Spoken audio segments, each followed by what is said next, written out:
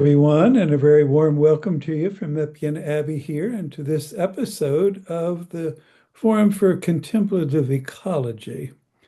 And it occurred to me that I'm supposed to be interviewing our interviewer this evening, Sam Keene. So we're kind of changing roles a bit, but I'm delighted to have this opportunity for Sam himself to talk to us about some of the work he's doing and particularly this pretty renowned conference that he went to in Castel Gandolfo, where the Pope lives in the summer, and on the Economy of Francesco. And so, but to begin, Sam, did you have any type of particular contemplative practice you would like to lead us into tonight? Absolutely. Well, welcome everybody, and thank you for that kind introduction, Father Guerric. Happy New Year to all of you joining us from near and far, and I hope you had a wonderful Christmas and some cherished time with loved ones. We're going to begin this evening's gathering, again, as our first gathering of the new year in honor of Brother Kyle Berceau, a young monk whose spirit endures and lives on and with us through each of these monthly gatherings, for he first had the vision for this forum a few years ago. And so we're delighted to continue celebrating his memory and lifting up our hearts to the presence of the divine in and through creation as we experience this beloved community of life in which we inhabit. And so we're going to begin with a sung prayer that is inspired by Laudato Si, Pope Francis's encyclical on care for our common home, and then enter into a short contemplative practice inspired by the song.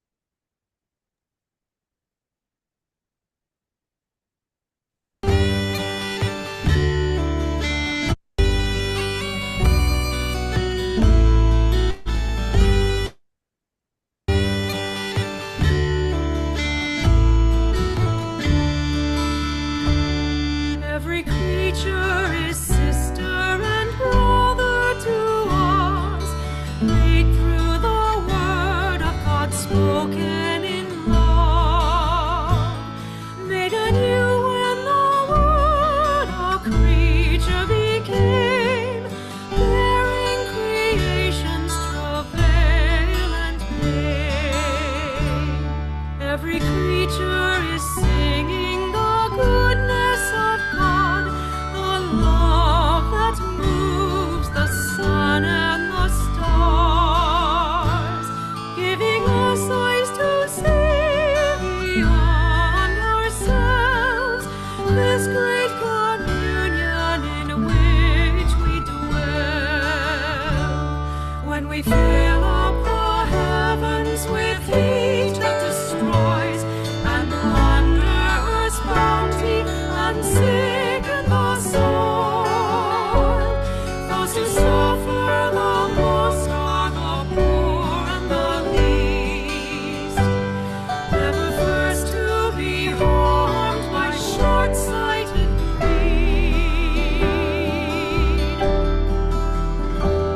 Holy Spirit, come kindle the fire in our hearts, wisdom and courage to take nature's part. Come awaken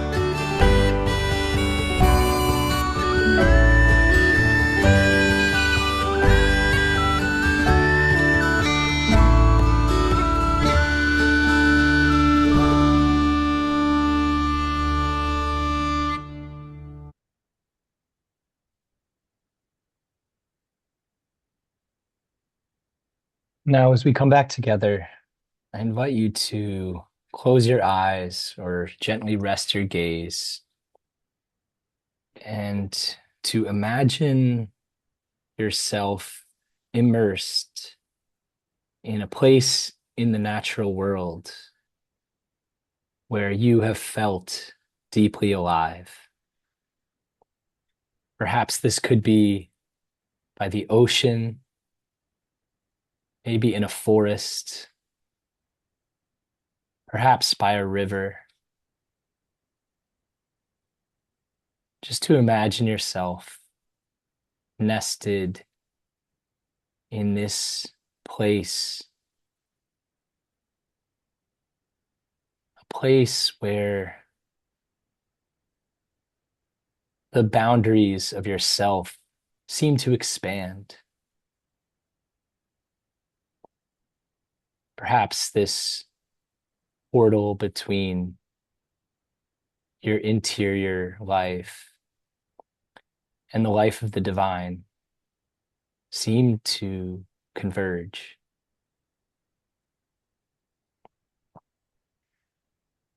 Taking a moment to imagine what this place looks like.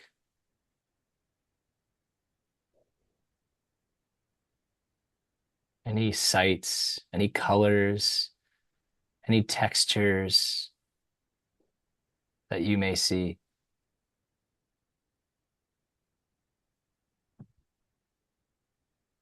Taking a moment to imagine any sounds we may hear in this place. Perhaps the rippling waves of the ocean, or the shrill bird songs cascading from the trees.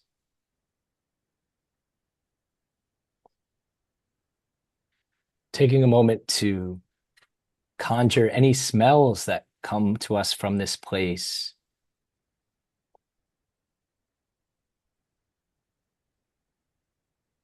Any smells, maybe from our childhood, from a recent place we returned to, a place where our creaturely self comes alive and we feel ourselves as a beloved creature among creatures in this communion of subjects, this community of life in which we dwell.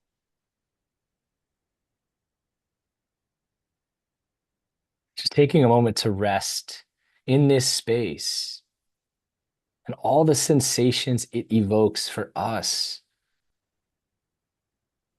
The imagination, the sense of radical amazement, in the words of Rabbi Heschel.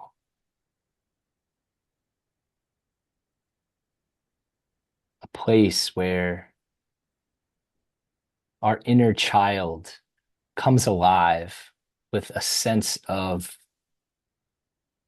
the mysterium tremendum, sense of the awesome beauty of the divine.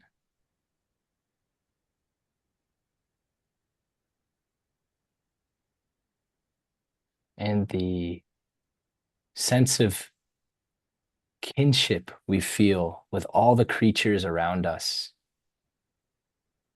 Every creature as sister and brother to us. And just taking a moment of gratitude for all these places that have opened our souls up to a larger mystery. All the beautiful places on earth that have helped shepherd us into this circle tonight, helping to constitute a larger and yet differentiated whole. And in the silence of your heart, invite you to just offer a prayer, a word of gratitude for this experience that dwells and abides within us, this sacred experience available to us in this moment. When you're ready, I invite you to return into your body.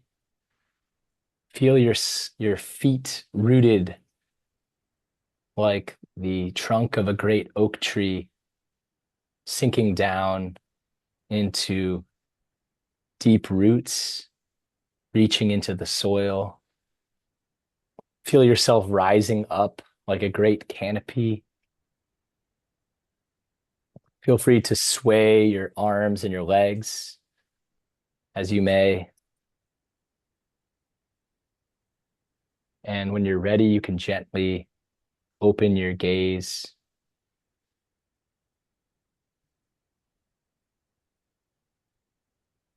and return to our circle. And as you feel compelled, I would invite you to just write in the chat if you feel called, whatever place that may have come up for you.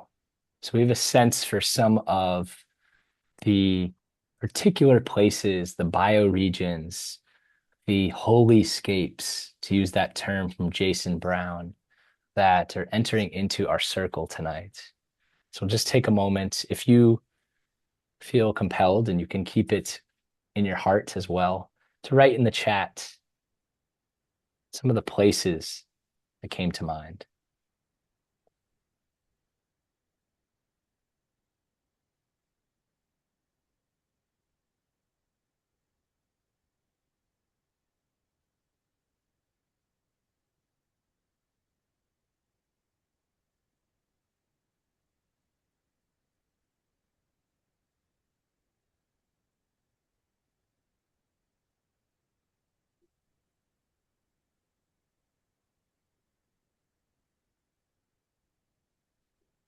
See Montauk, Long Island represented, Svalbard, Yosemite Lower Falls, Agnes's family farm, a meadow from a farm overseen by Carol's grandmother, Walnut Tree. Thank you for all of your contributions, everybody. And just a reminder that while we convene today in what I sometimes call the Zoomniverse, we are literally and biologically, and I would suggest spiritually, shaped by these places that have imprinted upon us in our life journey, right? And each of us is weaving together this larger web of the communion of subjects that constitutes our blue-green planet, this living, breathing, vibrant community of life. And so thank you for engaging in our opening contemplative practice.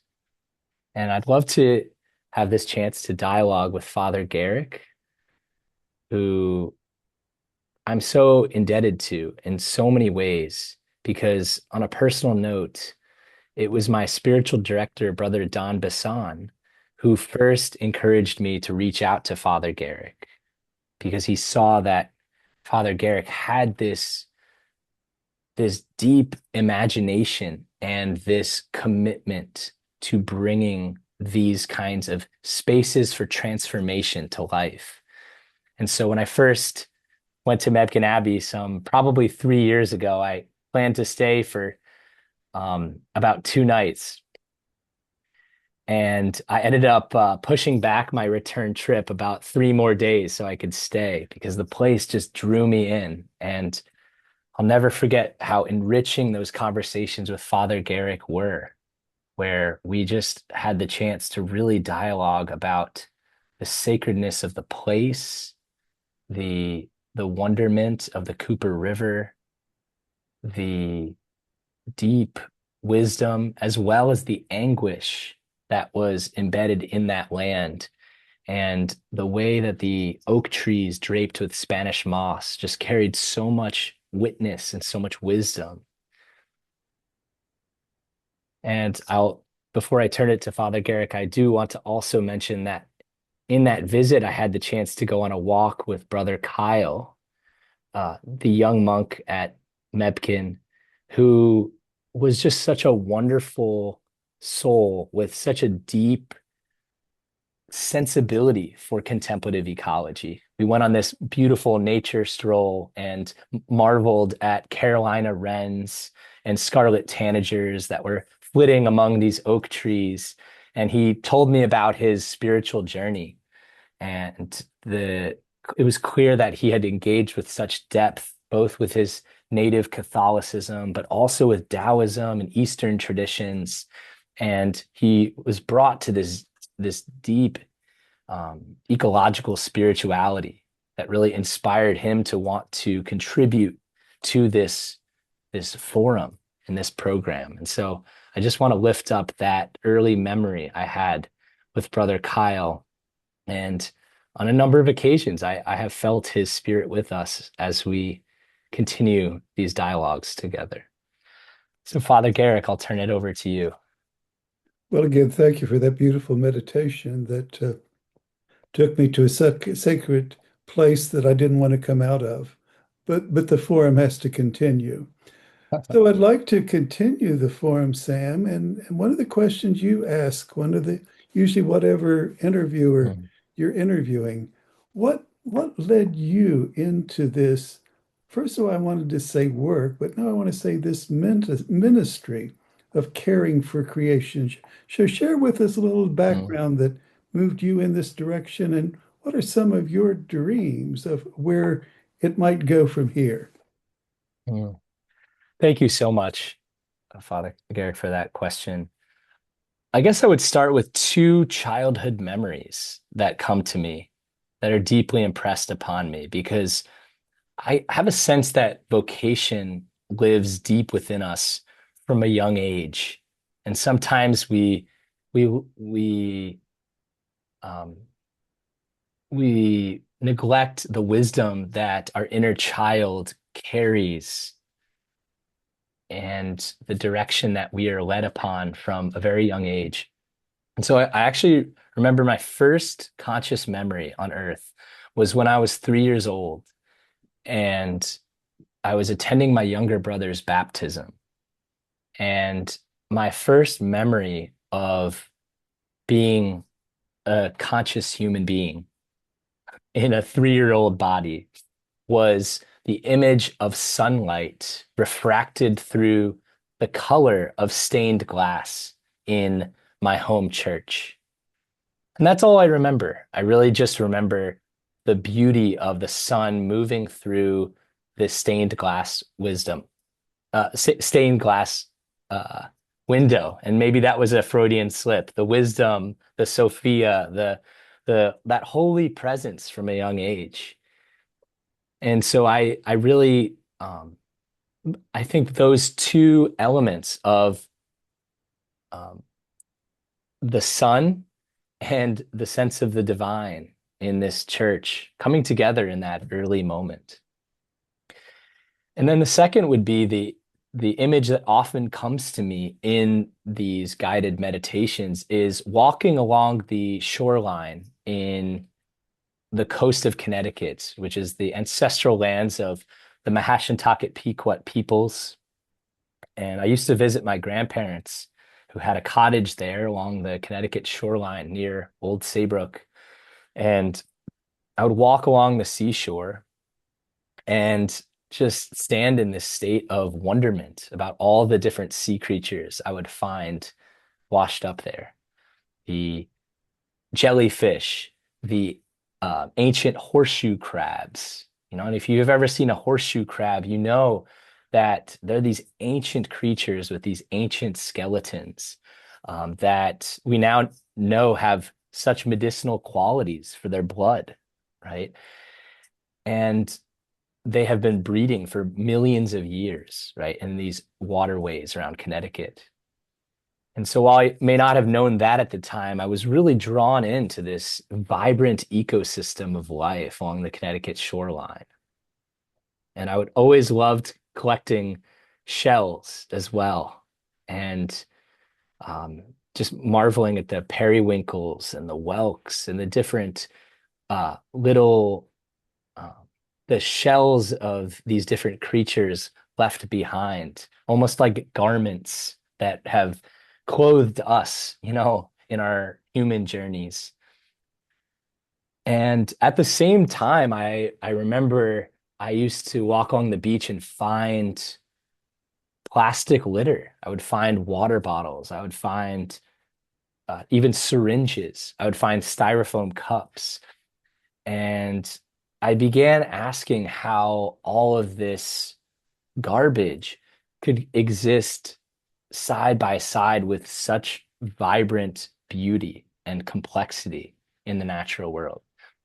And while I wasn't aware of it at the time, I think it imprinted upon me this sense of the numinous, this sense of a larger abiding mystery, an intelligence that has woven the horseshoe crab through its elaborate mating cycles and its elaborate migrations for millions of years, right? This intelligence that has guided the tides, right? And helped ultimately to bring life from the sea onto the land, right? That first aquatic creature that, as Thomas Berry would say, was allured by the land, right? There was something enticing about terrestrial life that perhaps first lured sea creatures from the water onto land.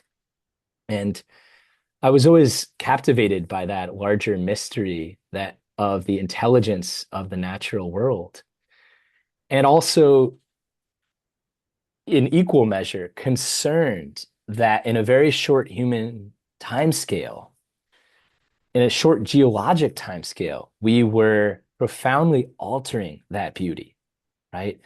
And as those of you who study climate science know, right, in just 150 years since 1850, we have altered the Earth's climate some 1.3 degrees Celsius, right?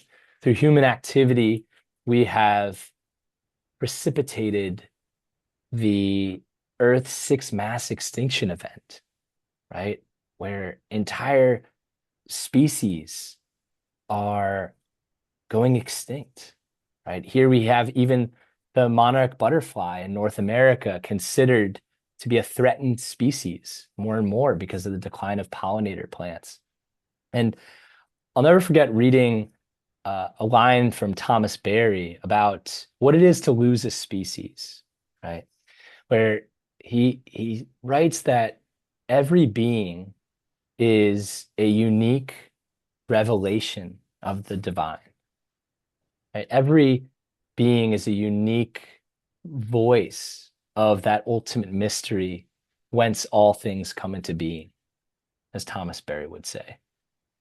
Right? And so that deep sensibility of the mystery, the alterity, the sanctity of more than human creaturely life is something that has animated my work to want to become a contemplative ecologist, right? Somebody who is inspiring religious, spiritual, and secular communities, people of faith and conscience of all orientations to be part of the protection and the regeneration of the web of life. That's what Thomas Berry would call the great work of our time, right? This transition from a period of human devastation of the Earth's systems into a period in which humans would become mutually enhancing presence among the various creatures of our planet. And that's certainly what allures me to come back to that verb, of allurement, right? What pulls you? And many of you who've been on a spiritual journey know about that sense of call, right? That sense of what makes you come alive, in the words of Howard Thurman. And over again, as I connect with people and with communities who are engaged in that work of the enhancement of creaturely life on this planet, it just leads to such wonderful and really synchronistic experiences, such as being led to Mebkin Abbey, which I hadn't even heard about, being from the frozen north, as I like to call it, until my spiritual director, Brother Don, encouraged me to go there. And just to conclude that thought, I've been so grateful to work with Father Guerric and to work with Joy, our wonderful administrator, to bring forth this Forum for Contemplative Ecology to create a space for ecological conversion, in the words of Laudato Si, a space for nourishment, inspiration, and edification for all of us to return to our home communities and take up the great work, right? And to become advocates for renewable energy, to become conservationists, to become native plant cultivators, to become organic gardeners. I see Denise Patrick on the call, to become protectors of the great sea turtle, right? Lisa Shebley is a longtime friend and mentor, to become environmental ethics teachers who are teaching young people about why we should care about the natural world, right? This is what this circle has been all about. And just wanted to thank Father Guerric again for that opportunity to reflect.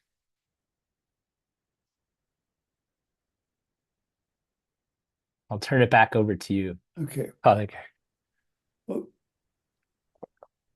that gives us a wonderful idea of the person that arrived to the Economy of Francesco conference, international conference. And so thank you so much for just letting us into that soul that you have for contemplative ecology. And so with that, share with us some of the takeaways from that conference that you would like to share with us. Absolutely. Well, it was an amazing gathering I had the privilege of going to, and by some, experience of grace, it happened to be in the days preceding a conference I was expected to attend as a member of the Marist community, who is, I also work as a director of contemplative ecology for the Marist Brothers, the Catholic order with a presence in 83 countries dedicated to serving youth and to educating youth. And I um, I had the opportunity to attend the this conference called the Economy of Francesco. It was actually, I took a red-eye flight the night of Thanksgiving to arrive at the end of November for a 3-day conference held at this historic papal retreat center outside of Rome called Castel Gandolfo. And as many of you know about Pope Francis, he was a very simple man who took the name Francis in large measure as an homage to Saint Francis of Assisi, who is the patron saint of ecology. And Pope Francis wanted to use this beautiful papal palace overlooking this glorious lake in this biodiverse highlands of Italy to help educate young people around the principles of integral ecology. So he actually created this center called Borgo Laudato Si, which is these beautiful papal gardens that are educating communities about organic agriculture, about renewable energy practices, about sustainable animal husbandry, and other principles of integral ecology. And so that's where the conference was held. And it brought together young people and change makers from all around the world. And I want to emphasize that factor of youth leadership because I would guess the median age there may have been 28. It was a remarkable gathering of young people committed to living out the vision of an economy of Francesco. Now, some of you might know that the word economy and the word ecology come from the same root word, which is oikos, which is the Greek word for home, right? So while in practice, economics and ecology can seem like distant cousins, in its Greek etymology, they are different ways of describing how we live with our common home, right? And in the words of, Thomas Berry, right, the primary economy is the earth economy, right? And we need to create an economic system that aligns with the regenerative carrying capacities of the earth, right? And we see the consequences when we create an economic system that is crossing more than 6, if not 7, of the 9 planetary boundaries that we currently have, and leading to ecological collapse. And so, what the economy of Francesco is trying to bring forth is the grassroots movement to an economy that is preserving the well-being of people and the planet. Put most simply, right, is a core element of the Laudato Si movement, right? One of the 7 principles of the Laudato Si movement is ecological economics, right? Creating new models of economy that honor workers, right? Pay them a living wage, that protect the poor, and that preserve the health of ecosystems. So some of the highlights from that conference were first a video message from Pope Leo, blessing the participants of the conference and encouraging them to continue this vision spawned by Pope Francis to empower youth leaders to be creating the cornerstones of this economy of Francesco. What I loved about it too is it was very much a bottoms up movement. There were not very many political leaders or UN level diplomats. It was very much a focus on young community-based leaders who are doing all sorts of interesting programs all around the world. There was a woman from Jamaica who has created a company, a business that is creating packaging that is an alternative to plastic, right? Many of you know that plastics deteriorate into nanoplastics, microplastics that don't break down for hundreds, if not thousands of years, right? And lead to all sorts of human health and ecological harms. And so we have this dire need to create other modes of compostable products and packaging. And this woman is doing that using banana trees. So she's using the entire tree to create various forms of packaging. And she is empowering her workers to take a leading part in this business and creating all sorts of unique products, which was really inspiring. There was a group of Italian young people, probably average age was 20 or 22, who created a whole renewable energy and rainwater catchment system on a patch of earth next to a Italian highway, where they saw that this area of grass was being left to neglect. And they thought it would be a great place for a solar field and a place to harness rainwater to cycle into potable water. And they showed us models of this system that they were doing. And it was remarkable, honestly, to see the presence of solar throughout Italy, this presence of EV charging stations, right? The shift away from fossil fuels, right? It might seem elusive, in the midst of everything going on geopolitically with the seduction of oil, and yet this renewable energy renaissance is happening in Italy and all over. And I also wanted to mention, I met a man named Vitali who was at a poster session next to me. I was supporting the Earth Charter poster session with Rick Clugston, who was lifting up the Earth Charter as a compass for moving beyond GDP, or gross domestic product, as a measure of the well-being of a nation, right? Moving beyond the measure of economic growth as the indicator for well-being into a more holistic sense of happiness and health and well-being that is bringing in many more factors. And that was a guiding theme at this conference, is all sorts of indicators.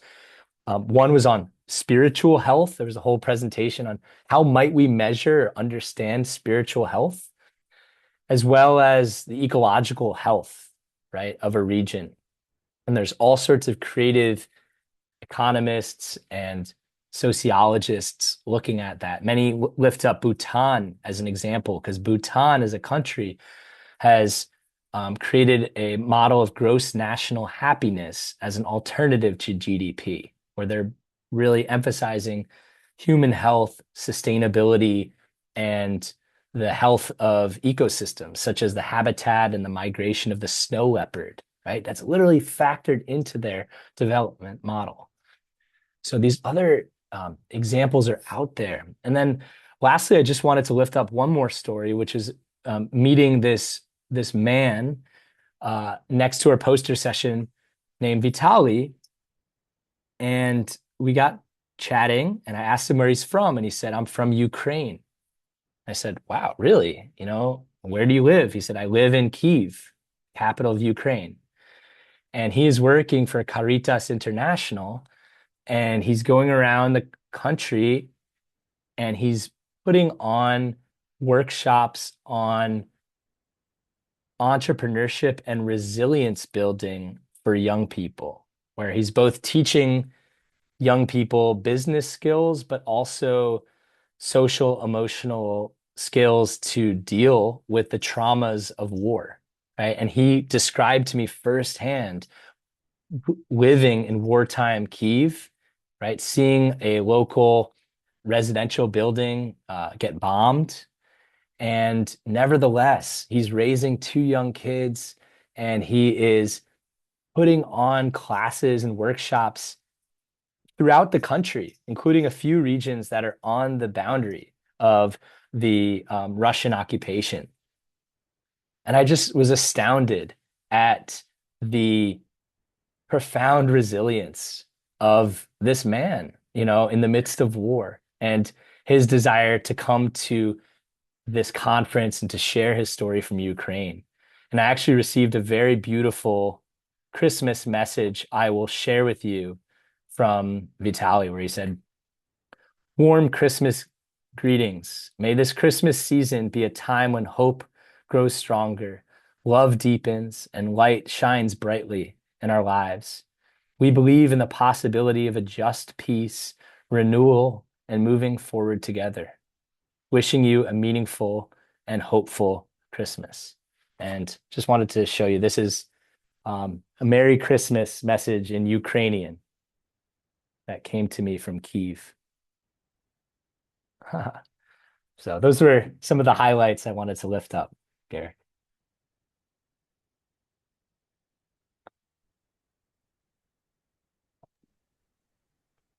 Well, I'm wondering, rather than going into small groups, if we just may want to open it up for further dialogue with you. I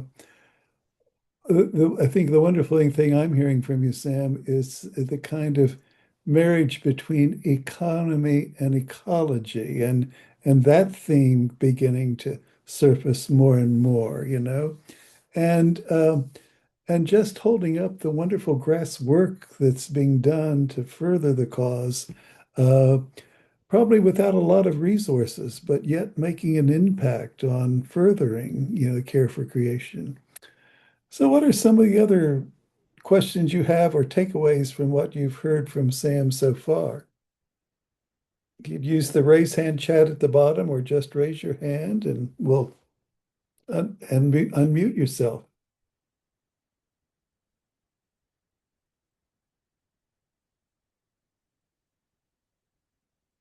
Well, I saw a lot of heads nodding during the presentation. So share with us what nodded your head during what you heard from Sam.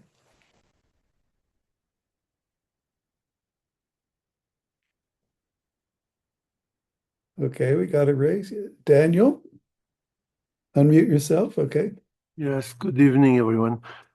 My question to you, Sam, is the debate between ecology and economy has been going on for quite some time. And do you have the feeling that traditionally economy has always had the priority? Do you have the feeling that this imbalance is shifting in one way or the other? I mean, I can tell you my impression that it is shifting in the wrong way, that economy is more and more given prevalence over ecology, but I would be pleased to hear otherwise. Thank you for your question, and great to see you, Daniel. I know I was talking about living in the frozen north of New England and Connecticut, which is far north of Mebken Abbey, but I have nothing compared to our neighbor from the north of Canada, Danielle, who is joining us from our neighboring country. So it's great to see you, my friend. I don't want to be naive in suggesting that ecological logics are overriding economic concerns, right? Or that the odds are not steep. We certainly see that. And I also think that this conference was a reminder that we don't often hear about the more humble moments of transformation that are happening among the grassroots around the country.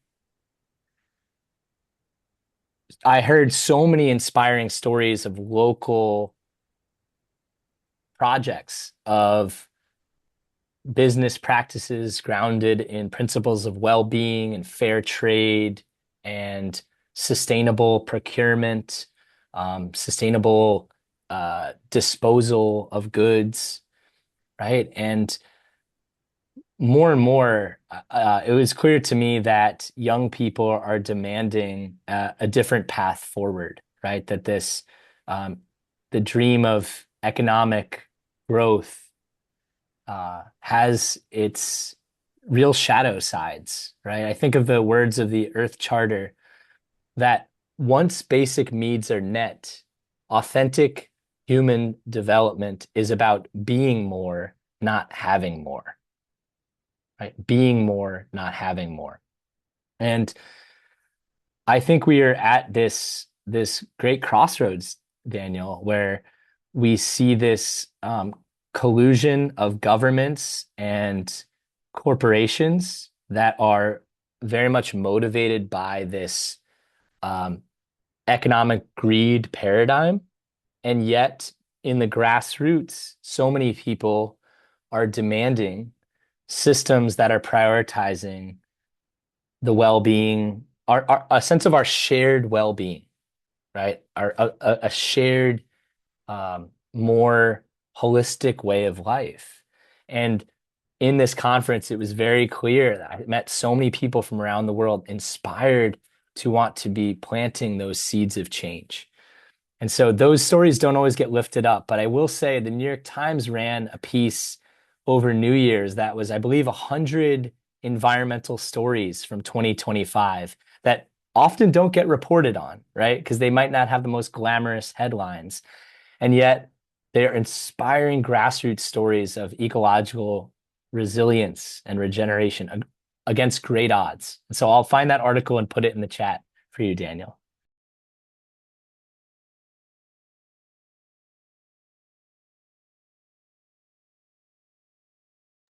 Jim and Judith, I think you had your hand up. Unmute yourself. Yes, thank you.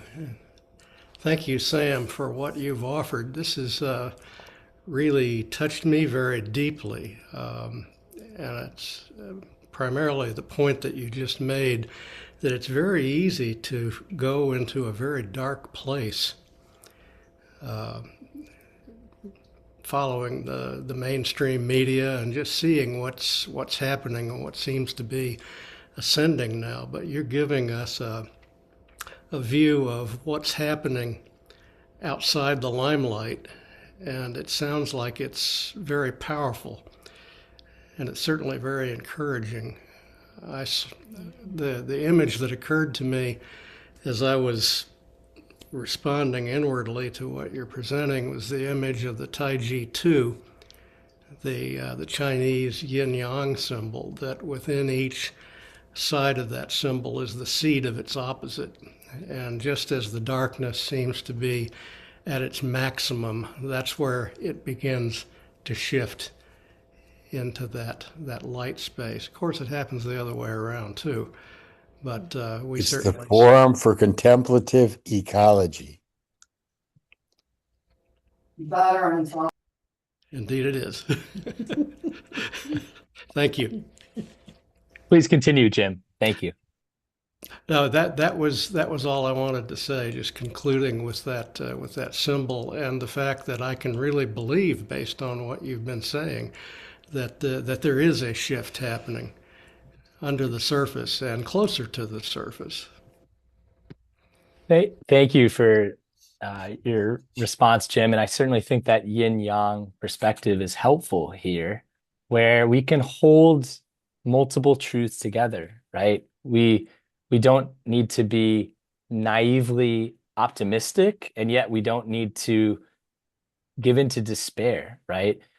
And yes, I mean, what has happened in the last week geopolitically has been very dramatic and stark, and really brought to the fore this sort of greedy struggle for control of oil in particular.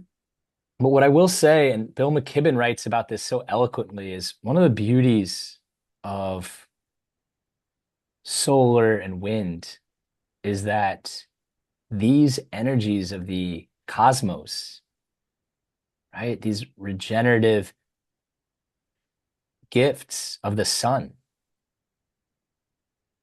are available pervasively and are not easily hoarded, right? He writes, nobody has ever fought a war over control of the sun or, control of the wind alone, because these elements are pervasively available. And he'll also ask, in a sort of physical sense, do we want to get our energy from heaven or from hell?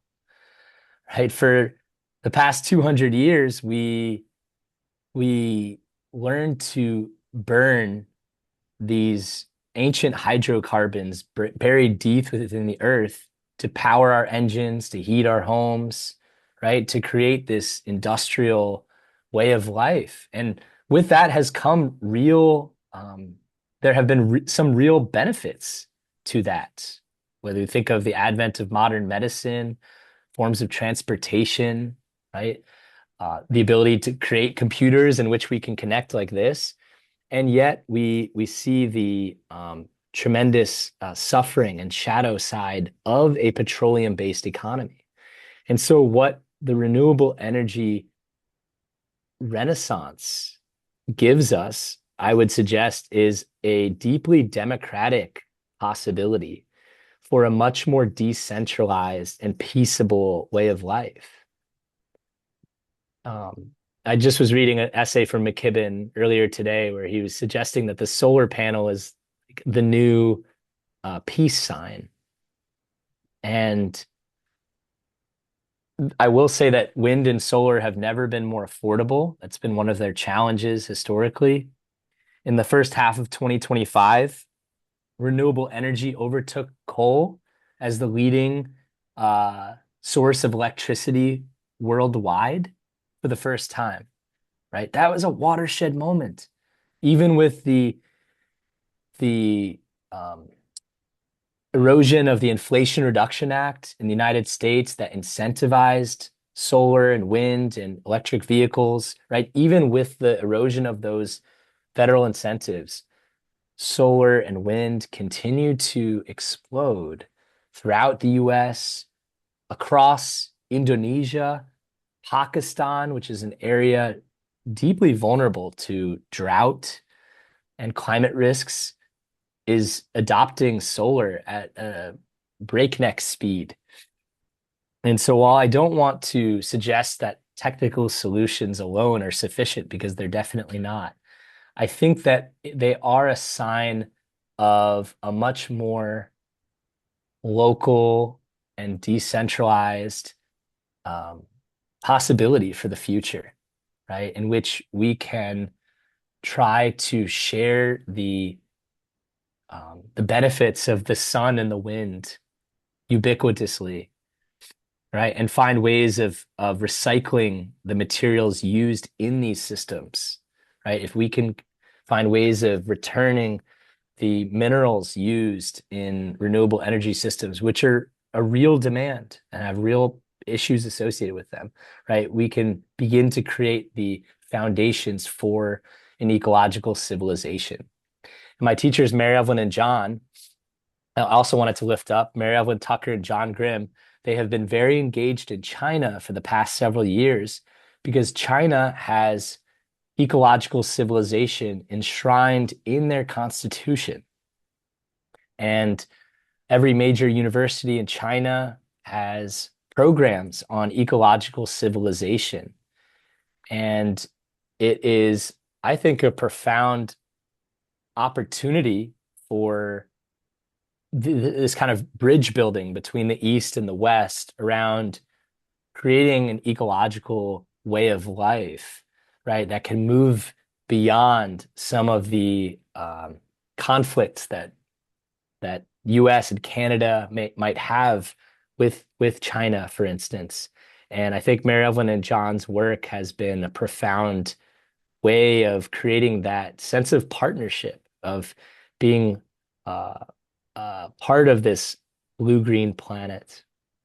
And I think, yeah, the whole movement to ecological civilization is a really promising and exciting resonance with what Thomas Berry would call the movement into an ecozoic era, right? A period in which humans would be present to the planet in a mutually enhancing way, right? That term ecozoic actually means house of life, right? How do we create a period of Earth history in which we cherish and savor the sanctity of life? So thank you for your question. Sam, I was Comment. wondering if you got the impression from the conference too that other countries are further along on this conversion than we are. Definitely. Yes, I really think so. Mhm. Certainly in Europe, Europe, the EU has put bans on certain products associated with deforestation into Europe. So a recent law actually was trying to limit the amount of goods that are associated with the deterioration of rainforests, for instance, or old growth forests. The presence of compostable packaging, compostable silverware was much more pervasive in Italy, for instance. The renewable energy infrastructure, right? I saw solar everywhere. The train system, right, was amazing. The Italian train system, it was there was even a train strike when I got there, but I managed to get to downtown Rome in 30 minutes from the airport by train, and then to Castel Gandolfo. It was another easy train ride of 40 minutes. And the uh, the the possibilities of clean public transportation, I think, are enormous. And certainly, yeah, the sense of consciousness around climate change was very real there at the conference.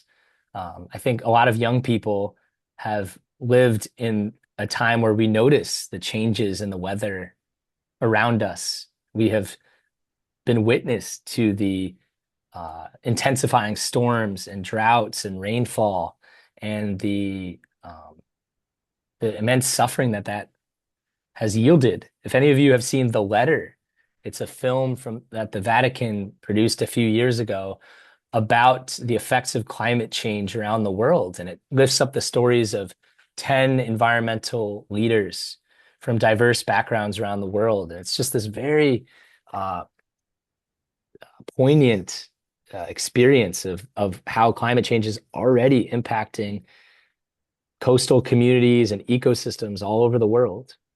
So that consciousness was very, very salient. I met a young leader from Bangladesh as well. I've met a few Bangladeshis recently. One is a climate documentarian who's telling climate stories from Bangladesh, which is a very low-lying nation in South Asia that is very prone and vulnerable to sea level rise and intense storms. And another young leader in Bangladesh who he does a lot of uh, national level development work there, and was just talking about how hot the summers have become and how irregular the drought and rainfall has been. And so, yeah, certainly, I think the US is the outlier in a lot of ways around ecological consciousness. I think we have become seduced by an economic paradigm of wanting of rugged individualism and caring about me, my, um, and less concerned with the collective. And I think there's something about, Europe in particular I can speak to where people are very aware of being in a multilingual community, right? Among multi-cultures, And while the US is a very diverse country, um, we often think that the US is the center of the world, whereas we're definitely not, right? China is the largest country on Earth and arguably will have the greatest influence on ecological civilization. And, of course, we have an important role to play, but this conference was a helpful reminder of the need for a multicultural and multi-faith movement for environmental justice. And that's what was amazing is I go to a conference in Italy and so many people were fluent in English, right? And a lot of the conference was in English, right? And here, many of these Italians speaking Spanish, Italian, French, and English, proficiently. And so that global sensibility, that planetary perspective, I think is what we're moving toward, right? The sense that what we do here has impacts all around the world. And how do we join the global community, this and create a sense of a global family? That's what this economy of Francesco was trying to do. There was one alpinist from Italy. He's a mountain climber, and his goal was to go up, was actually to hike up these Italian Alps and to put down an Economy of Francesco flag at the top of these Alps. And he was like trying to, sing this message to the mountaintops, from the mountaintops, quite literally, and encouraging people in other parts of the world to be sharing the good news of the Economy of Francesco. And so, yes, so much we can learn, Father Guerric. Yeah. Carol, I saw you had your hand up. Did your question or observation get tended to? Yeah, I think mostly. I first of all was very moved by your whole presentation, but the card from the Ukrainian. I was asking myself as you were reading that card, would I even be able to say those words living in the in the state that the situation that he's in. And then I was wondering, but I think a lot of this got addressed, how many of these young people that you encountered there were from the US, or are there any similar types of activities going on in the US? Because we just read so much about the depression that young people are dealing with, and a lot of it is climate related to climate collapse. Yeah. And how do we get this message? How do they receive this message and see these hopeful signs and become a part of it? Such a great question, Carol, and it's great to see you. Carol has been an active participant in our Contemplative Ecology Forum, and we've had the chance to meet in person at Mepkin, so it's great to see you. And yeah, the Economy of Francesco, I think, has deep roots in Italy and throughout Europe, but is less visible here in the US, perhaps. We do have the Laudato Si movement, which is a global movement with a robust presence in the US. I had the chance to meet Cristina Liano last year, who is the director of the Laudato Si movement in the US. Just a wonderful servant leader who is doing remarkable work at bringing the principles of integral ecology and Laudato Si to communities throughout the US. The Catholic Climate Covenant also does amazing work at inspiring and galvanizing climate action, and they have a huge focus on youth leaders. And my friend and collaborator, Kayla Jacobs, works closely with a lot of youth climate leaders to help them advocate. They have a whole state captains program to help galvanize young people to advocate within their states for climate policies. We have interfaith organizations like Green Faith that do amazing advocacy opportunities. They've been really supporting the Fossil Fuel Non-Proliferation Treaty, which is another project that I have been involved in promoting, that is in this, in the lineage of the Nuclear Non-Proliferation Treaty, which, really burst forth in the 70s and 80s. We now realize that to safeguard human civilization and planetary well-being, we need to move away from fossil fuels, and we need to do that quickly. Now, at the annual COP meetings, the last one was in November in Brazil, COP 30, there have been incremental movements to reduce greenhouse gases and to bring together nations to, mitigate the impacts of climate change and to respond to the ongoing impacts of climate change. And yet, the word fossil fuels was taken out of the final agreement because, by some estimates, 1/3 of the attendees were from fossil fuel companies. And yet there is a movement of about, I believe, 60 countries that will be gathering in, I believe it's the Netherlands, to explore the transition away from fossil fuels that stemmed from this COP30 gathering. So there's more and more of a recognition that we need to stop building new fossil fuel infrastructure. We need to create moratoria on existing fossil fuel projects and to adopt more and more renewable energy systems. We have the technologies, right? And they're increasingly affordable, especially when we take out the fact that global governments subsidize fossil fuels, something like, I think it's up to $7 trillion a year. Enormous, enormous subsidies, right? What if we took those resources and invested in community-based renewable energy systems, right?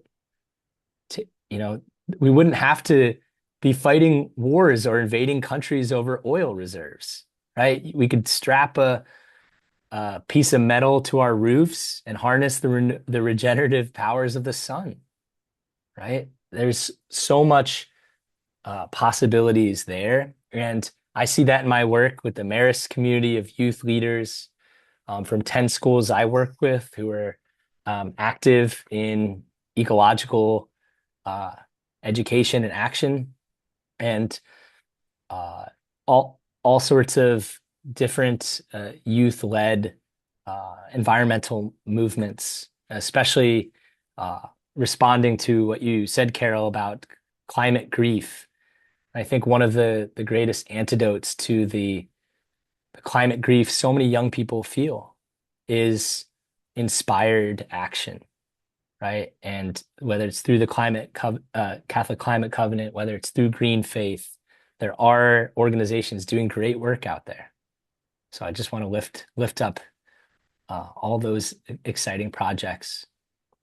Gia Bastida was, I believe, 16 years old, and she was a high school student in New York City who was observing the effects of climate change firsthand. And she was tired of just talking about recycling plastics for her environmental club. So she started organizing a Fridays for the Future school strike, where she would strike from school on Fridays. And she brought her classmates to strike from school, demanding climate action. And this young Mexican-American student at something like 16 years old brought together all these youth leaders, and eventually it resulted in this huge rally of hundreds of thousands of young people on the streets of New York demanding climate action, right? And that came from one young person, Gia Bastida, who in some ways is like the Greta Thunberg of North America, demanding that we do something, right, about climate. So I just wanted to lift up her story as an example of inspired action, Carol. Thank you.